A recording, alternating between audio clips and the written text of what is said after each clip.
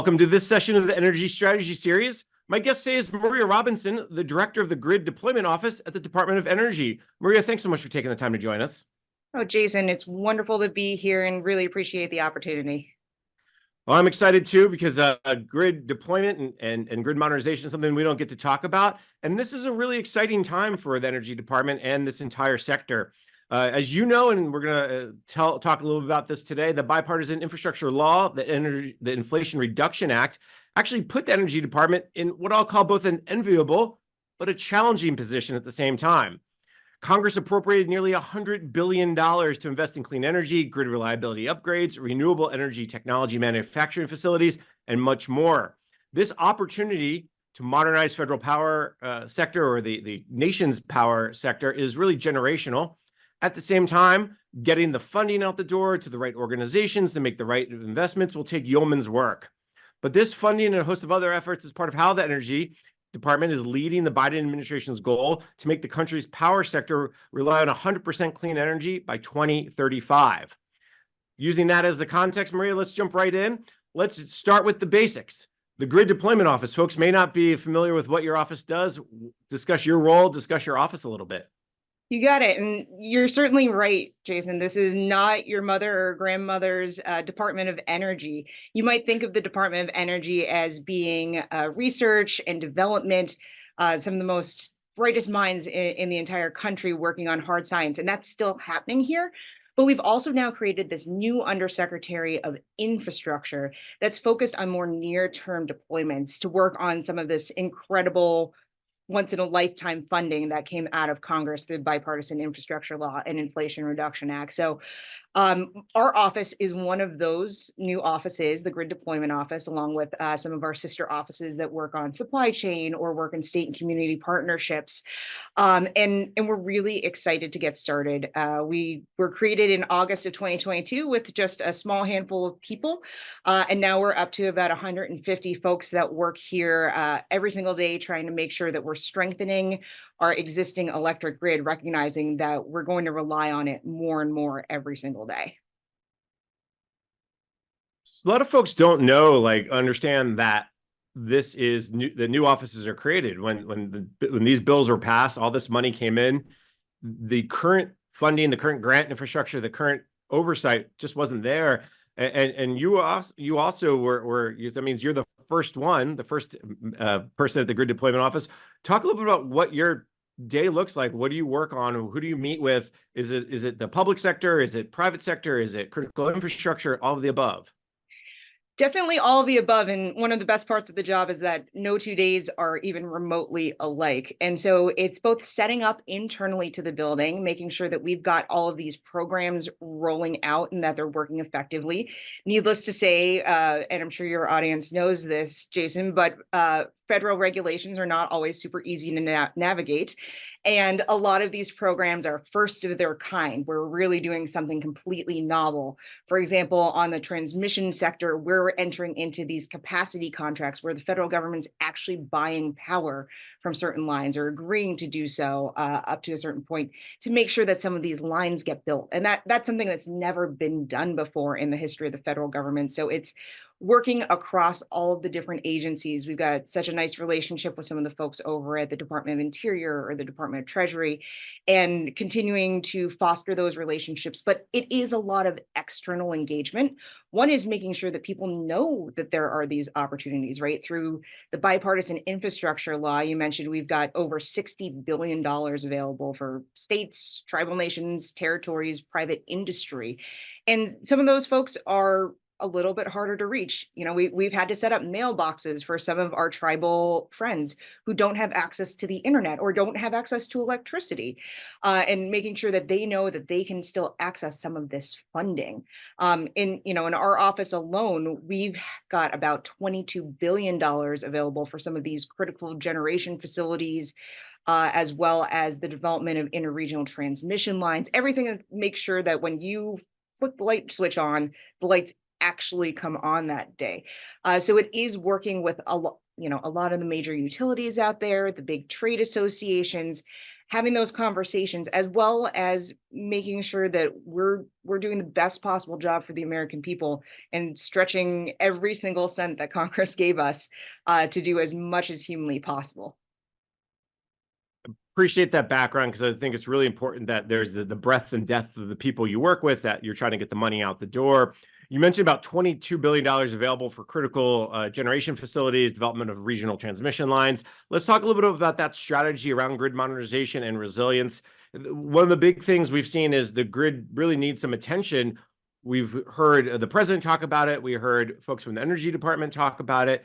Hey, we need to keep this grid going. I think there was an article, maybe the Wall Street Journal recently, is, can the grid of the future handle the power consumption we need? So a lot of pressure, a lot of people looking at your office to go, all right, can it? And what are you doing about it? So what is that strategy specifically around grid modernization resilience?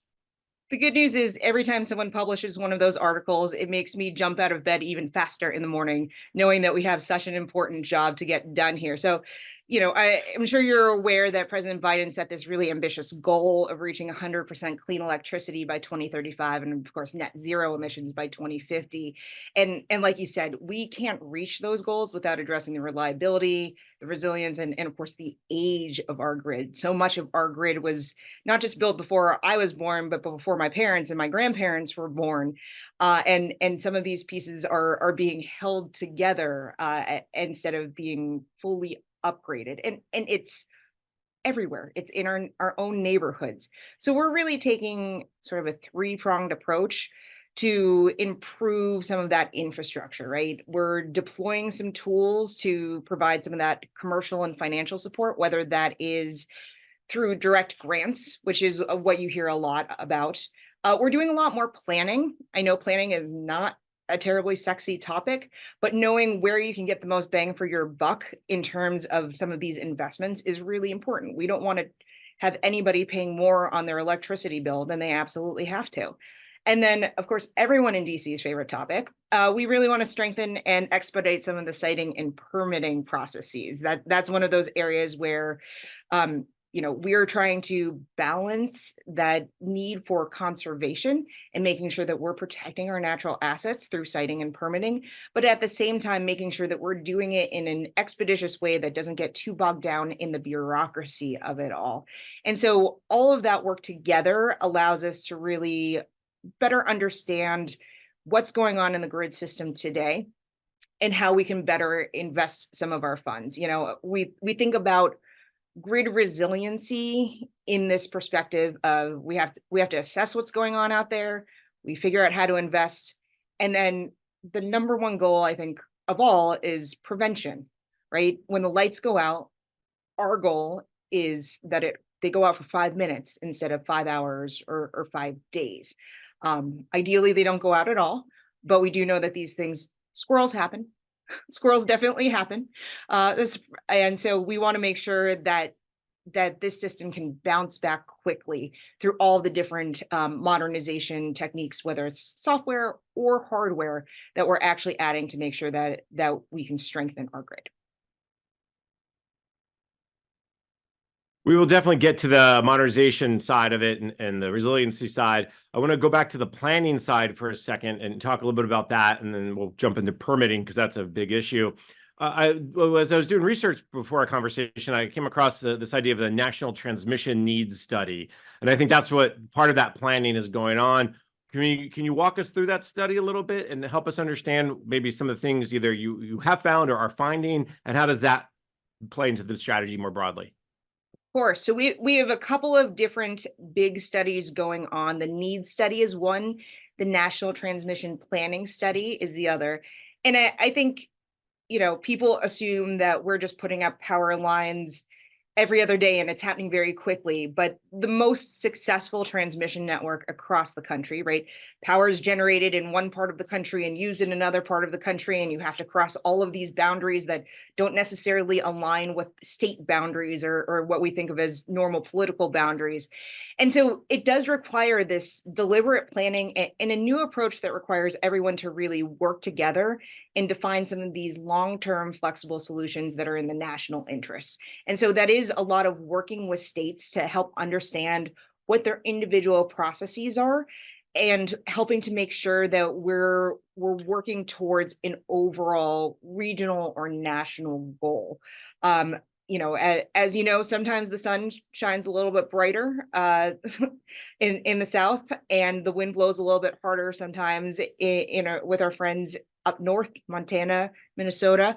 And so making sure that we can have that bidirectionality, that the power can move easily depending on the time of year, whether you're in summer or in winter. And so we have to figure out where we want to transport some of these electrons from point A to point B in a way that best serves the American people. And so that planning can be really complex. The needs study helps to point out places where some of the what we call congestion, which is not unlike traffic congestion that you experience on the bridge, but means that everything's moving a little bit more slowly than it should. It means that things are a little bit more expensive than we think that they could be if they built better infrastructure to accommodate more of the electrons to be able to move. Are those studies done? Are they in the process? The needs study was published last year, and that's helping to inform both some of the investments that we're making on the financial side and also some of the pieces that we're working on when it comes to permitting and longer siting reform. So that feeds into what we call the National Interest Electric Transmission Corridors, which has a cute name of NITSEs, which can be helped to unlock some additional federal funding. And so we've put that study out there. I think it's really helped people understand how much more we're going to have to build in order to achieve not just some of these goals, but making sure that we're meeting the demands of tomorrow, right? Referencing the piece in the New York Times that you mentioned in a few other places, we're seeing this renaissance of manufacturing happening in America, which is terrific, and everyone's super excited. It's bringing jobs. It's bringing lots of economic opportunity development back to the United States. They all need electricity. Same with data centers, which are popping up all over the place. We're all using more data than ever, and those folks are also looking for a ton of power. And last but certainly not least is some of the AI pieces, and those AI data centers or say Bitcoin mining take up a ton of power. And so for the first time in a few decades now, we're really seeing that the power demand is going to increase over time. So we have to keep building, and that's something that we're trying to address through some of these studies. So the other study, as mentioned, the National Transmission Planning Study, is an investment grade study. Not to get too in the weeds here, but instead of at a zone level, it's at what's called a nodal level. So you can just help utilities figure out exactly where investments might need to go or where they would be most beneficial to the system as a whole. And so we're really excited about that study that's coming out somewhere between summer and fall. We like to use seasons around here because that helps to give people a sense as to when things are coming out without getting too committed to a specific month. And so that we're looking forward to as well to help guide some more of the investments. We have billions of dollars, but many hundreds of billions of dollars are put into the grid every year by utilities. And so we're just a drop in the bucket. What we're trying to do is change the paradigm. But we understand that what we're trying to achieve here is just one piece, and we want to help the industry as a whole think more holistically about these problems. All right, something to look out for, and I appreciate the summer or fall with government. Anytime someone says, "Oh, this will be out in March," it never happens in March, and it's always gets pushed back. So we understand. One of the other pieces is the permitting. You mentioned that as well. I know that the Biden administration and the Office of Management Budget and OIRA have been really trying to improve the timing of permitting. And if we're going to upgrade the grid and we're going to continue to modernize it, you have to find that right balance. You can't whitewash the permitting side of it, but you can't also have it so full of red tape that it never happens. What are you all doing around that balance to achieve that balance? Great question. And so when we think about permitting challenges, I think about them at the state and local level, which I think is what we hear about more, NIMBYism or YIMBYism, depending on which side you're on. But then there's also getting our own federal house in order. We all know the federal government is a behemoth, and there are lots of different moving pieces. And so one of the lesser known authorities out of the Energy Policy Act of 2005 allows the Department of Energy to coordinate other agencies when it comes to transmission permitting and set some clear deadlines, but more importantly, help some of these other agencies and help developers have more of a one-stop shop. We all know that, sometimes something gets stuck along the way, whether it's with us here at Energy or someone over at some other agency. And it's our job now to help unstick some of those processes. So we'll be rolling that program out around coordinated interagency federal permitting with that cute acronym is SITEP. And that'll be coming out relatively soon in a final rule, God willing, on the Federal Register, which again, I'm sure your audience is well aware that that doesn't always happen exactly when you think that it is either. So that's on the federal side of permitting.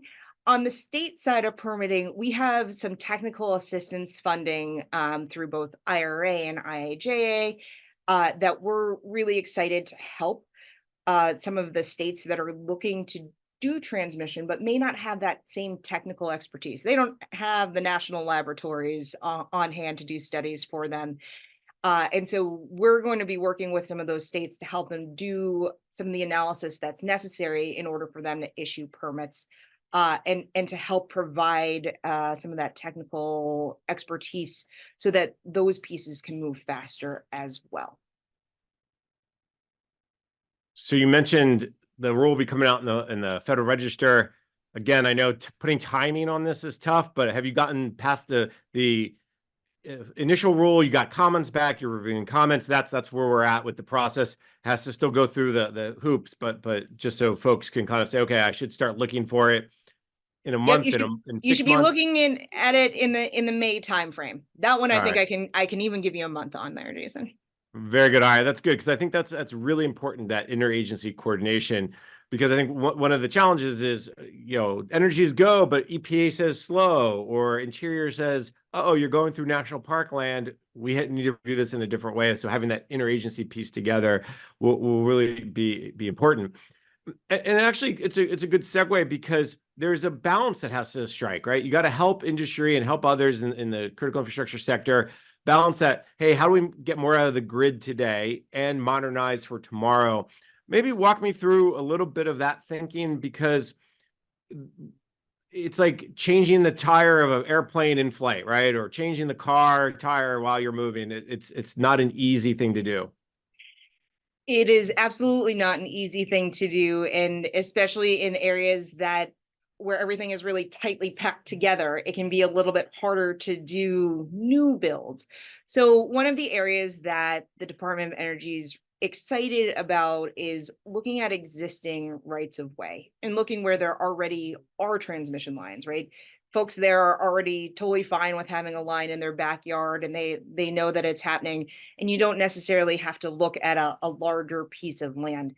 So there are a couple technologies that we've been supporting through competitive grants that we're especially excited about, that at least in the short term really help to take advantage of that existing right of way while we're in the process of building these new projects that take some time.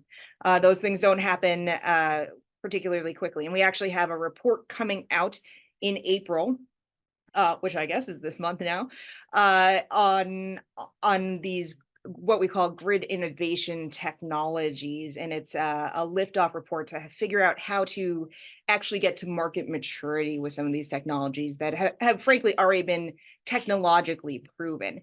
And so some of them include what we call advanced conductors. So inside your transmission line, there's a piece of metal, and you can use a more advanced piece of metal to increase the capacity, and so you can make it more efficient. You can move more electrons along the way, And so that's something where you're taking advantage of what's already there and just sort of restringing.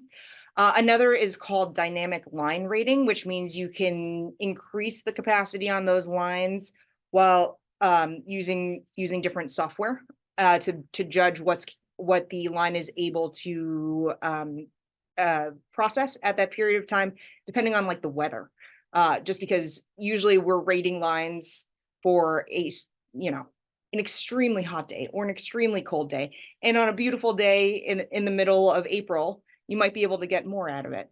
The other part is what we call DERMS, which is more on the distribution side. So that's looking at the solar panels on your house and talking about vehicle to grid technology that I think folks have heard a lot about, and helping to integrate and manage all of those pieces together that are already being added to the grid, and making sure that they're being used, really smartly. I love the example of electric school buses being there, because we all wonder what's happening with the school buses during those other like 18 hours of the day when they're not being used.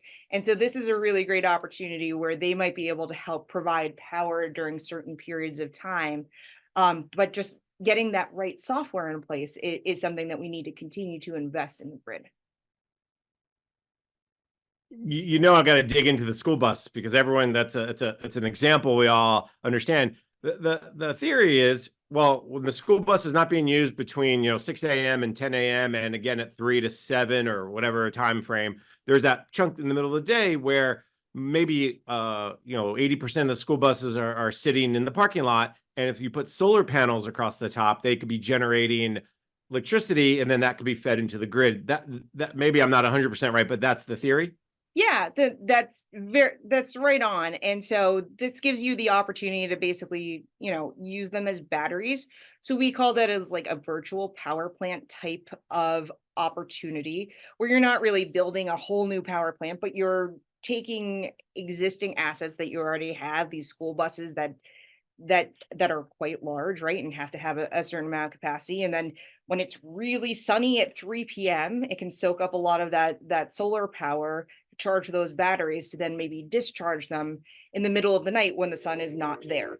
And so that's a really great opportunity that we're excited about, using our existing grid and our existing assets in this more flexible manner, in order to not overbuild, right? That's the other thing, is we're excited about all the building that we're doing, but no one wants to pay for anything more than they have. That's one of the biggest problems in relationship to some of the grid work that we're doing, is you want to create a glass that fills, that can hold the amount of milk that you have, without thinking about maybe you're going to have a second person drinking milk, and then you would want to make the glass a little bit bigger.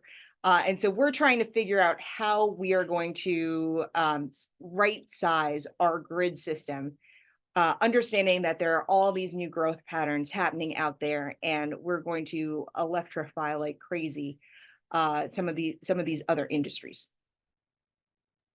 And the challenge with the grid, of course, is no matter how big you build it or how many new power sources you bring in, the thirst is always going to be more, right? I remember years ago, there was a big push for the vampire electronics, right? Those things in your house that are sucking up electricity every day because they're always on, whether it's your iPhone or your cell phone or your laptop or whatever.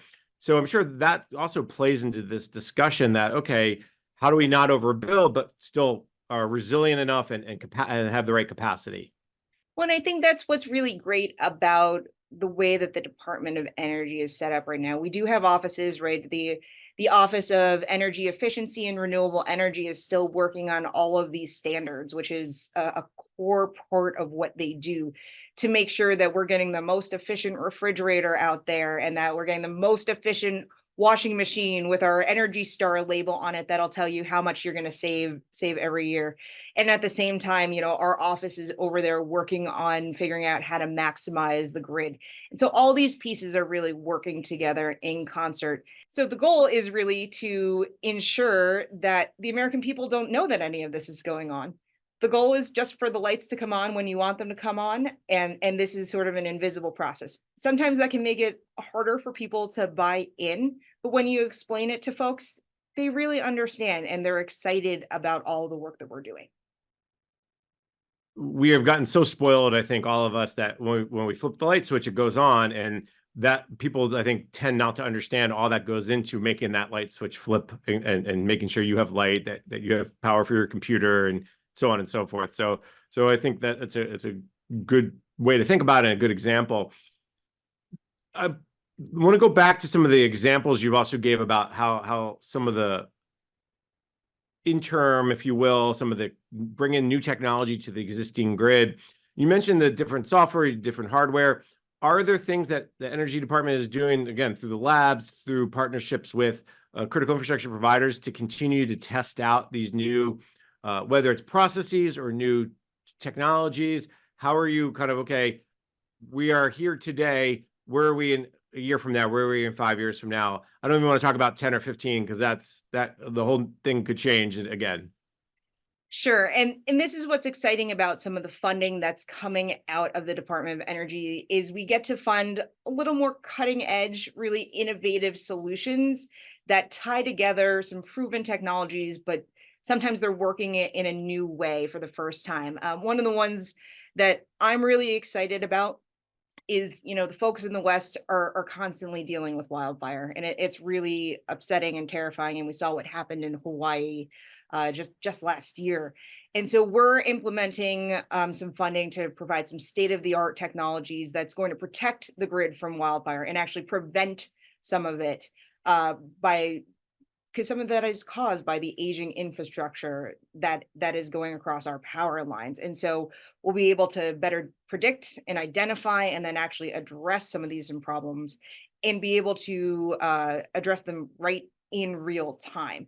And so that'll be exciting to be able to call the fire department and say, this is exactly where the fault is happening. This is exactly where the problem is happening and where the fire has originated, so that folks can get in front of those wildfires and working together with some of those critical infrastructure providers in order to ensure that it doesn't spread and cause massive issues later on. We don't want to get into we're really focused on that preventative side more so than the response side, although we're doing plenty of work on responding, right? One of the areas that is very popular that we're finding is on microgrids.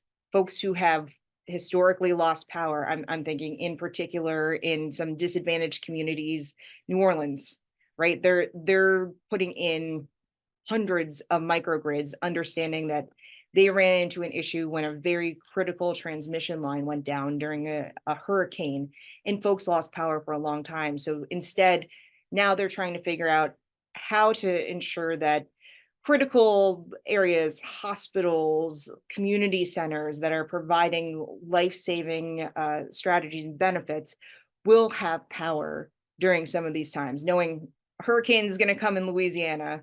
We know that that's going to happen.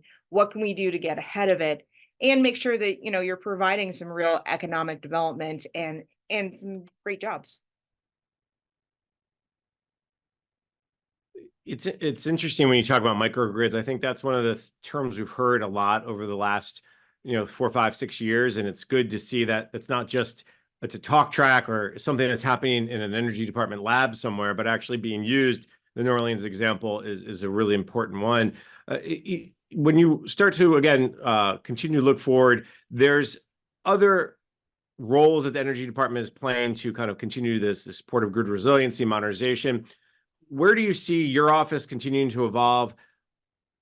What, beyond the funding side, and where are some of the other places you like to see your office kind of take the lead on or work with other state, local critical infrastructure providers and the like?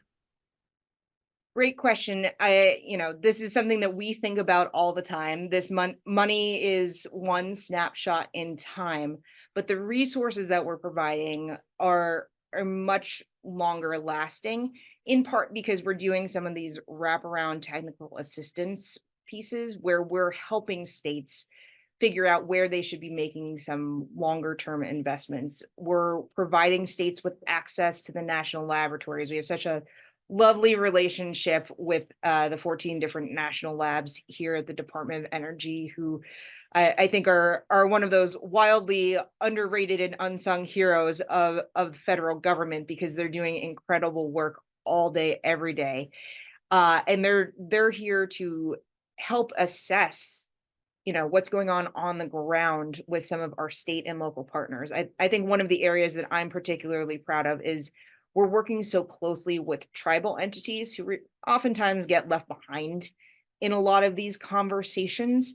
And we'll be able to provide them with technical assistance sort of longer term to help them develop their plans, right? It's never that you get to just build a project. You have to do a study before you build the project to make sure it's actually feasible. And then you have to do another different type of engineering study. And that's really where a lot of projects get stuck. People are willing to give you the money for the hardware and you can figure out how to do that. But who's going to ensure that these engineering studies actually happen and that they're done at high quality? And I think that's some place where we can continue to play a critical role. The other part is, we're continuing to see a shift in all different types of critical energy infrastructure, folks contemplating retirements of certain types of infrastructure, building other new types of infrastructure, but how will that impact the grid long term? And those are questions that we're really starting to tackle, both on an individual basis from certain states, as well as trying to look at that more holistically across the country. Maria, I've really enjoyed our conversation. The last maybe a couple minutes we have together, I just want to hit upon two quick things. The first one is that interagency connection. You mentioned about the permitting rule that's coming, hopefully May timeframe. I use quotes because we know how the process works. But what is the relationship that Energy has with the Interior Department, with the Forest Service, with EPA, with the DoD? I'm sure there's others. What's that look like, and how do you continue to build on those relationships? This is something that I'm really proud of. I know it's an area where we continue, we all have to keep working at it, especially at the political level, just because folks are regularly changing and moving to new opportunities across the way. But we have such great relationships with some of the other agencies where we're working really hand in glove to make sure that we're maximizing all the resources that we have. I'll use Interior as an example because I love the folks over at Interior, and they're so great. And so we're having these conversations. Basically, all of these big infrastructure projects that are coming through the Energy Department are going to need some sort of interior permit. Someone's touching some body of water somewhere that Fish and Wildlife Service will have some sort of endangered species along the way, or that Army Corps is going to come along with. And so it's really important that we continue to have these conversations at the leadership level to understand what the priorities are, right?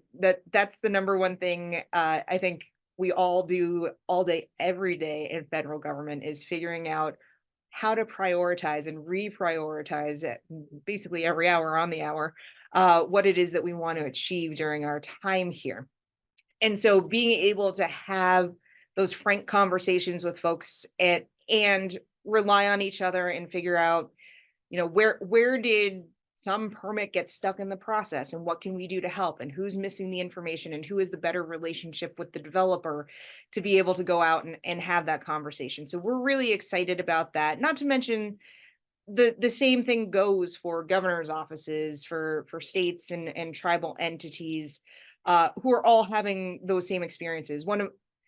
I in a previous lifetime was an elected official who did a lot of constituent services. And so my rule of thumb is everybody gets an answer within 24 hours to at least tell you that we're working on it. It doesn't necessarily mean I have an answer for you in 24 hours, but people just want to know that you're working on it. And here, the Grid Deployment Office, and I know federal government isn't always like this and can't be like this for everything, but we want to have our doors open and make sure that folks know that they can ask us, even if it is a question about some other part of DOE, we can help you chase that down. That's oftentimes the hardest part, is knowing the right person to ask the question to. And so this is something that's part of my ethos, and certainly part of our office's ethos in this new era of the Department of Energy. I think folks tend to lose sight on the importance of that interagency collaboration, coordination. We always talk about got to break down the silos. You can't work in a silo. And I think what we see, especially with something like grid modernization, resiliency efforts, it's not just energy. It's not just Maria Robinson. It is the village is grows every day probably to get it done. And it's actually the great segue to my last question. Then we're gonna wrap up our time together on this energy strategy series. We've been talking a lot about all the work you all have been doing and the funding opportunities and working state and local governments and critical infrastructure and the national labs role. What this actually comes down to, though, is me and you, the citizen. You mentioned the idea of I want the light to turn on when I flip the switch. I want my computer to charge. I want my cell phone to work. That all takes the grid to work. What do you want to make sure folks, the average Joe, average Jane, the average person knows about what your office is doing to make their lives better, their environment cleaner, their lives just generally meeting all the goals that we have as a society? You got it. That is the question I ask myself every single day. So it's all about those real world impacts. We want fewer outages. We want those outages that do happen to be a lot shorter. We want to make sure that the grid is ultimately cleaner because that has important health outcomes, and that some of that distributed resources can really allow people to keep the power on locally, even when there are bigger issues going on. And cost is obviously like a big issue. I think sometimes that gets lost when we are talking about investing billions of dollars, but it is also saving maybe tens of billions of dollars in doing so, especially when you're doing transmission across many states or regions. And it's a question of who saves. And of course, it's a question of who pays. But ultimately, the goal is to try and make sure that we're serving the country as a whole and looking at that large holistic view to make sure that the American taxpayer is getting the best bang for their buck. It's always easier to fix the problem before the problem occurs than it is after the fact. We know that. And I think a lot of the effort that you and the Energy Department and the Office of Grid Deployment is doing is really trying to get ahead of the problems that could come. And we've seen it when there are when the grid goes down, the cost to fix it is always going to be higher than is the preventive care, if you will. Now, if you just get my doctor to get my insurance company to do that, but that's a time for a different discussion, Maria. Another day. We'll spend another day on that. Because we're out of time for this session of the Energy Strategy Series. I've very much enjoyed our conversations. So let me thank my guest. Maria Robinson is the Director of the Grid Deployment Office at the Department of Energy. Maria, thank you so much for your time today. Jason, thank you. This was lovely. I'm Federal News Network Executive Editor Jason Miller, and you've been watching the Energy Strategy Series. For more information, visit WTOP.com and search ICF. My guest for this segment of the strategy session is Samir Sukar, the Senior Director for Distributed Grid Strategy at ICF. Samir, thanks so much for taking the time to join me. Thanks so much, Jason. Appreciate it. We just heard from Maria Robinson, the Director of the Grid Deployment Office at the Department of Energy. And as you heard, Samir, and as you know quite well based on your title, this is a generational opportunity for the critical infrastructure sector. There's nearly $100 billion to invest in clean energy, grid reliability upgrades, renewable energy technology manufacturing facilities, and so much more, all pointing toward the Biden administration's goal to make to ensure that the country is power sector relies 100% on clean energy by 2035. So with that being said, Samir, what stood out to you from my conversation with Maria Robinson from DOE? What were some of the highlights for you? Really, it's just the breadth and scale, right? Just seeing everything that DOE is doing across everything from microgrids at the local level to looking at grid enhancing technologies, working with tribes, working with local communities, thinking about storm resilience. I mean, just the number and the ways that the Department of Energy and the national labs are really rolling out these significant efforts is just really inspiring. And that really stood out to me. I would agree. It's one of those things where we don't spend a lot of time thinking about it. As she said, and as we all know, you want those lights to turn on when you flip that switch. You don't think about why it, and whether it works or doesn't. And when it doesn't work, you know it. And I think that's really the key to the conversation today is understanding that the grid has got to be modernized. It's time to do this. There's a big investment being made. So let's start with that. What are you starting to see from across the sector? How is the grid being modernized? What are some of those trends you're starting to see? Absolutely. I mean, it's more important than ever to make sure that we keep the grid reliable and keep electricity affordable, right? Thinking about those two in common is really key. And there's a lot that needs to be done right now. And it's not just about kind of the what, but importantly, it's also kind of about the how, right? And here I have to push back a little bit on what Maria said. She said that planning is not a terribly sexy topic, but I have to disagree because it's planning that enables us to balance these competing priorities and really build a bridge to that reliable and affordable future grid, right? Putting planning objectives clearly upfront is a way to articulate the value of a plan and to lay the foundation for the realization of benefits and the attainment of key goals. So the planning is kind of the what, but how we do planning is just as important. And this is something that Maria talked a little bit about as well, just in terms of sort of the scope of some of the planning and so the support of the planning, because it's important to recognize that the way that we're thinking about doing planning to meet some of these challenges requires us to do things differently than we've done them in the past. Meeting the challenges we face today means approaching planning in a fundamentally different way, right? So, and we're already starting to see that, right? In some of the work that we do with our clients at ICF, we're seeing planning groups connecting and integrating plans across transmission and distribution, as well as resource planning. We're seeing planning functions that explicitly incorporate objectives like resilience and flexibility and equity and affordability. And we're seeing increasing sophistication of approaches around risk management that leverage scenario analysis and probabilistic planning techniques. And we're starting to see a move toward truly multi-objective planning paradigms, which is incredibly important. So one development actually that I'll just quickly highlight is, and something that I find really interesting, is that we're seeing ways in which the way that we operate the grid is informing the way in which we plan the grid and vice versa. So let me explain. The way we're used to sort of planning our system relied on an assumption of fairly static paradigm with power flowing from power plants to customers in kind of one direction. And now we live next to neighbors with solar power plants and down the street from large batteries. And that means that the system is becoming more dynamic. And to do that, we need to sort of allow for demand flexibility over a variety of operating conditions, right? So that drives the need to kind of plan the system as it's operated and reflect the broader degrees of freedom that we have in terms of flexible management and multi-directional power flow. And this kind of planning and operation also gives utilities a better sense of how to effectively manage risk and keep the system reliable and safe. So in my mind, a key to this, a really important cornerstone, is planning. And the way we meet affordability and reliability along with everything else that we need from the system is that planning, but not just the planning of yesterday, but a new kind of planning that we're starting to see emerge. And that's really exciting. I think for a lot of us, we don't consider the power grid anything but static in one way, right? Again, you turn it on, it works, you pay your bill each month. That's maybe the second way it goes back, but generally the power comes to you.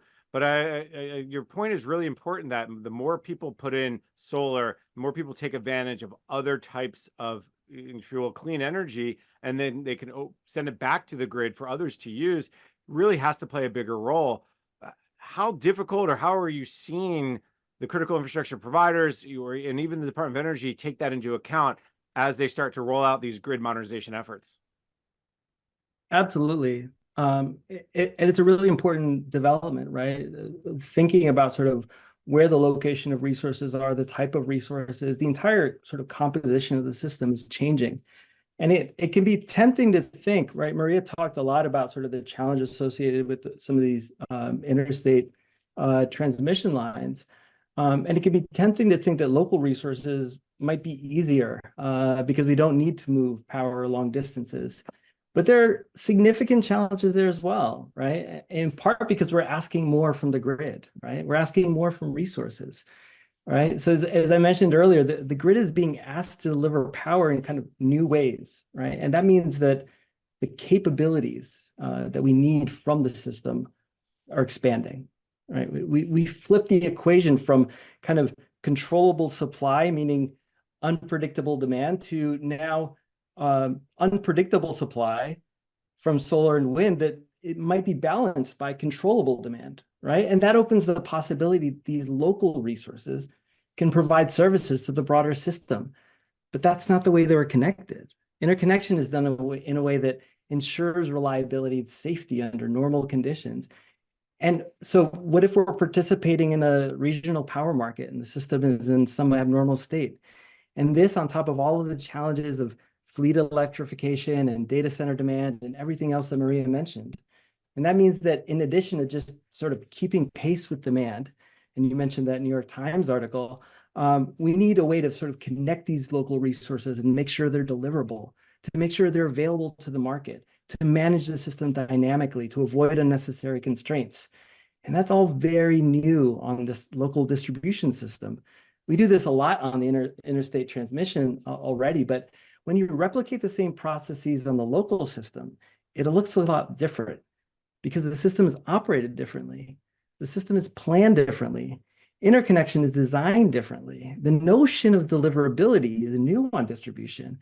And all of this raises a lot of new questions and challenges. So when you want to proactively build the system to handle demand increases from electric fleets and computing loads, it raises still more questions and challenges, right? For example, we're working with clients to help them navigate through tough issues around who pays for proactive system upgrades and how and when. And that's just a sample of kind of the questions and the challenges we need to address along the way to enable future paradigms for planning and interconnection. And solutions might vary, right? From one jurisdiction to another, from one state to another. And on that point, there's a really important role that DOE is playing in providing technical assistance to jurisdictions across the country to help accelerate these efforts and provide regulators and state policy officials and others the information they need to really sort of address these cutting edge issues. So yes, absolutely. These developments are really critical. There's a lot of challenges, but they're really interesting and multifaceted challenges. So it's an exciting time to be in the industry. You make it sound more exciting. Even the planning side of that, people say it's not that exciting. I think the way you brought it, the way you outlined planning, now I want to jump into the planning side. But one last question about the planning of the upgrades. You mentioned this idea that it's integrating plans, functioning, look at objectives that all balance the resilience with flexibility, with affordability, with equity, with risk management. Are more or different types of people being brought into the planning cycle? Where one time it was really smart people like yourself who have a degree in electric engineering or something, but now we're going to look at a lot of broader group of people. And does that make planning more difficult, or does it make planning more opportunistic, meaning to meet more people's needs? Absolutely. We have to bring more people into the tent because what we're asking from the system is touching folks in a lot of new ways, right? In terms of aspects of electrification is touching folks in the aspects of transportation, the way we think about sort of equity and the role of the power grid and promoting equity is new. And it really requires a lot of folks to actively engage in the process, which requires more transparency, while at the same time we're increasing the complexity. And that can be really challenging. So sort of striking that balance between transparency and complexity of the process to enable effective engagement from a broader set of stakeholders to really come up with the best plans that deliver the most value to get us to the goals we need on the timeframes we need is really a big piece of what we're all working on right now. You mentioned this idea of microgrid, something that also came up during my conversation with Maria. I want to go back there for a second because the idea of bringing the power from closer to home, right? So you're not transmitting power over miles and miles and miles of lines. Is that something that you're seeing kind of being implemented in places like, I don't know, let's say New Orleans, which have had lots of power challenges over the last decade or so? Absolutely. So I alluded to this earlier, just in terms of, kind of how you think of some of the challenges associated with these local resources. But you mentioned New Orleans, and I think there was a really important piece of sort of storm resiliency around that. And that's another way in which planning is really sort of expanding. How do we think about not just reliability on a blue sky day, but how you think about resiliency in terms of the system, the ability of the system to withstand and recover from a major event. And so thinking about how do we describe this is how resilient the system is, and this is how resilient it needs to be, and here's the portfolio of resources that get us from A to B. That's a planning function, right? Those are conversations that are just starting now, and are the way that we can sort of frame those issues and understand sort of pathways to get us from A to B are really key. I think, the local resources are an important part of that. The microgrids that Maria mentioned are an important part of that. And, that comes with some of the challenges I mentioned earlier around, how you think about planning and interconnection in that context. But yeah, absolutely. This is a place where we can't afford to look at just one part of the solution. We have to look at all parts of the solution holistically.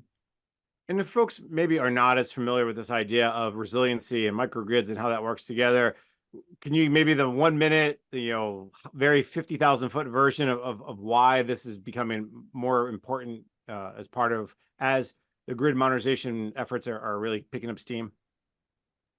Well, it's important because it's already happening. And what's already happening is, as I mentioned, your neighbors are installing solar panels and they're installing batteries, and we're seeing more and more electric vehicles with batteries that can support the grid in various ways.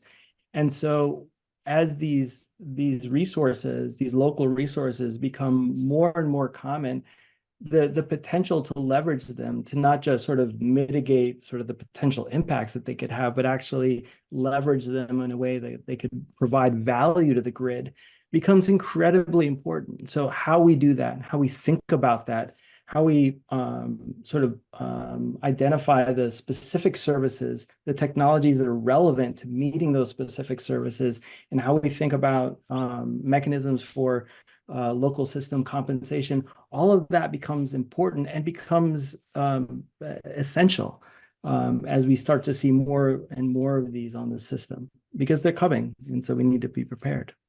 And I think the key point about microgrids is this idea that it can increase the resiliency because of where that power is coming from. Again, solar, as you said, you can't control wind and you can't control sun sometimes, but you can take advantage of it more often than how much coal you can put in the coal burning stove or the fire or the power plant. So I think there's some of that. That's why it's becoming more important to add to that resilient piece and that more dynamic piece. And I think that matters to us all because we're more aware of solar panels, just an example, getting cheaper, getting easier to install, and that makes microgrids even more important. Samir, I want to go maybe step out a little broader at this. One of the things that we heard from Maria over the course of my conversation with her is this once in a generational opportunity, maybe even I'll call some urgency around this modernization. And I think the urgency comes from two places. Number one, money's there. If the money's there, we got to spend it. And I mean that in a good way. But second, because of the age of the infrastructure, because folks would say it has not been kept up to the point that it needs to over the last 20, 30, 40, 50 years. Where, from an ICF perspective, where does your role, what's industry's role to kind of play in that urgency of this moment to take advantage, not just from a contractor's perspective, but as a partner in the bigger picture of getting the grid to support us all? Absolutely. So if the question is, how do we meet the urgency of the moment? The short answer is that we need as many scalable pathways as possible, right? We need to meet the urgency of the moment by finding multiple avenues to reach our goals and pursue in parallel as many as practical, right? But viable pathways have to be scalable, right? So that's a necessary sort of component to this. And to get us to where we need to go, right, niche solutions aren't enough, right? So what does it take to be scalable, right? What does that mean? Just a moment ago, I was talking about leveraging local resources as an important pathway and talking about how you pay for those local resources for the system services. You mentioned local resilience as an example. And, if just taking that as an example, you can perfectly capture, right, in theory, sort of the complexity system needs, but end up with something that's so complex that it lacks the certainty to really drive efficient capital allocation. Similarly, you can create transparent revenue streams for these resources that attracts investment, but doesn't address the physical needs of the system. So what does it take to meet the urgency of the moment? It takes holistic approaches that leverages every tool at our disposal. We have to be expansive in our approach, right?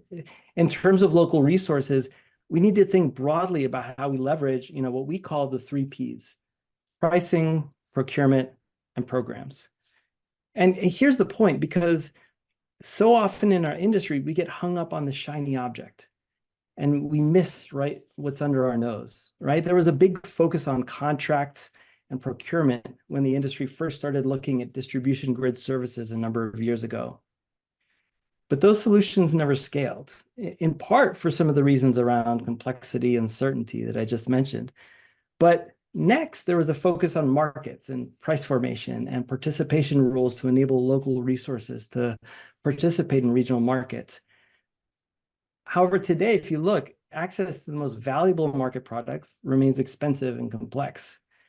But what we're seeing now with some of our clients, and this is really interesting, is a renewed focus on programs, a view that customer programs have the potential to drive investment at scale. They have the potential to align financial and physical requirements of the system. And that's been under our nose all along, right? These are the same mechanisms that have been driving energy efficiency investments for decades. But now we're seeing a ton of innovation in program design. Regulators and utilities alike are seeing some of the potential to drive system value at scale through programs. And that's really exciting because, and that's really what I mean by parallel pathways, right? Kind of taking a holistic view of the solution set. And ultimately, it's diverse solutions like these that are going to help us attack the problem in parallel so we can meet the urgency of the moment. Samir, we're just about out of time. Before I let you go, for an audience that we're talking to that may not be experts in grid modernization, they may understand the grid needs to be modernized, but the how, the why, all the pieces and parts that fit together. What do you want to make sure they know about this effort by DOE, the effort that ICF is part of, the bigger effort that's going on to really bring the electric grid, bring the power grid into the 21st and 22nd century? There's so much to say, but I'll just say that the rate of change is accelerating. The pace of change is accelerating, and it's going to be really important for everyone, because everyone is going to be part of this because of what I mentioned earlier in terms of sort of not just the decentralization and digitization of the grid, but also the democratization of the grid. Everyone's going to be touching this change in different ways. And so just being aware of what's happening and being interested and leaning into the ambiguity, leaning into the challenge, I think it's going to be really important. And we're only going to see this coming more and more into our lives in different ways. So it's an exciting time. A lot more to talk about. As you said, we could talk for another 15 or 20 minutes, but unfortunately we are out of time for today. So let me thank my guest. Samir Sukkar is the Senior Director for Distributed Grid Strategy at ICF. Samir, thank you so much for taking the time. Jason, thanks so much. Really appreciate it. I'm Jason Miller, and you've been watching the Energy Strategy Series. For more information, visit WTOP.com and search ICF.